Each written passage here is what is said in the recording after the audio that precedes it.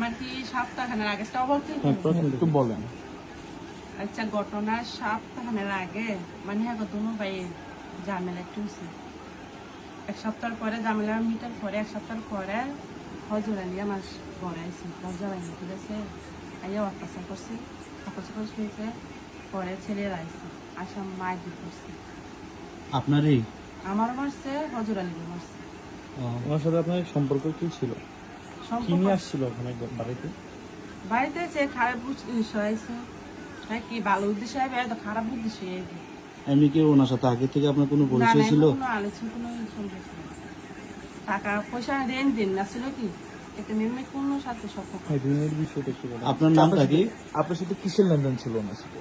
কিসের এনে তো আমার মা টাকা আনছে আচ্ছা, টাকা জানছে না তো পরে আমার মায়ের টাকা পেয়েছে 50,000 পয়সা দিন পরে 2 দিন পার হয়ে গেছে মানে টাকা দেওয়ার কোনো প্রয়োজন পরে মানুষ আস্তে আস্তে তো টাকা তো দেওয়ার দরকার না পরে আমার মায়ের বাদুর দিয়ে নাম্বারটা আনছে হজুর আলীর নাম্বারটা আইনা পরে টাকাটা পরে আমার মায়ের কাছে দি তোর মোবাইল মিনিট আছে কিন্তু ফোন দিয়ে পরে আমি ফোন দিছি আমি কই ভাই মায় বলে আপনাদের বলে টাকা করে চাইছে আপনাতে দিবেন কি না দিবেন আমরা জানান কয় দিন আমি টাকাটা পাইলে আমি দিন পরে এন থেকে মানে টাকা পয়সা দিয়ে কথা হয়েছে কি না তেমনি কোনো সম্পর্ক ছিল।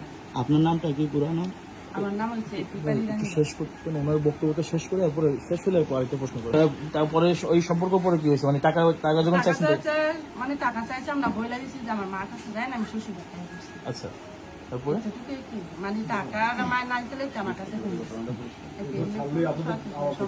আচ্ছা, এরপরে কি হয়েছে? এরপরে ওনার সাথে আপনার কিভাবে এই যোগাযোগ বা উনি কিভাবে আপনার ঘরে আসলো?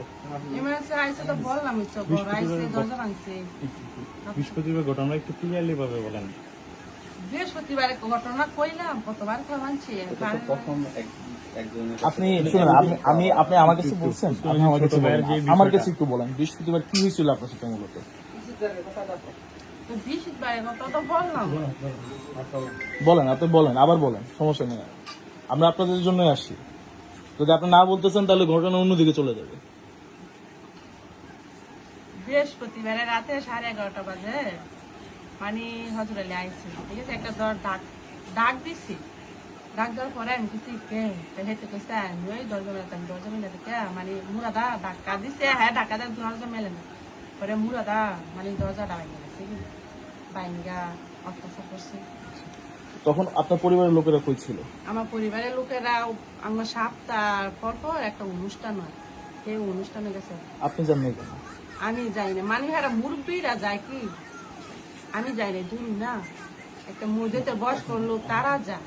আপনার সাথে তখন কে কে ছিল? আমার সাথে কেউ ছিল না তো আমার ছেলে মেয়ে আছে আর কেউ ছিল ছেলে মেয়েরা কি আপনার সাথেই ছিল? আমার সাথে আছে।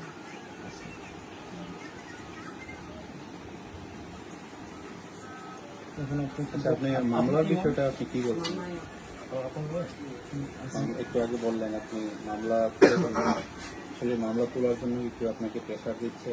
না আমার কিছু পেশা যায় আমার আমি মামলা করছি আমি আবার উঠাইলাম। আপনার উঠে ফেলবেন? হ্যাঁ কেন মামলা উঠে ফেলবেন?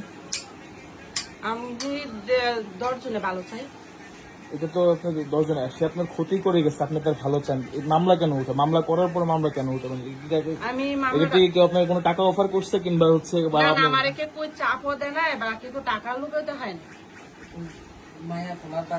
মায়ের ফুলার বাপে কইছে তোর যখন মাস সমান গেছে গো এতে কেস কল ফাইতি না না কোনো কল ফাইতি না তুই পাইতেন না? এখন তো সারা বাংলাদেশের মানুষ আপনার পাশে আছে।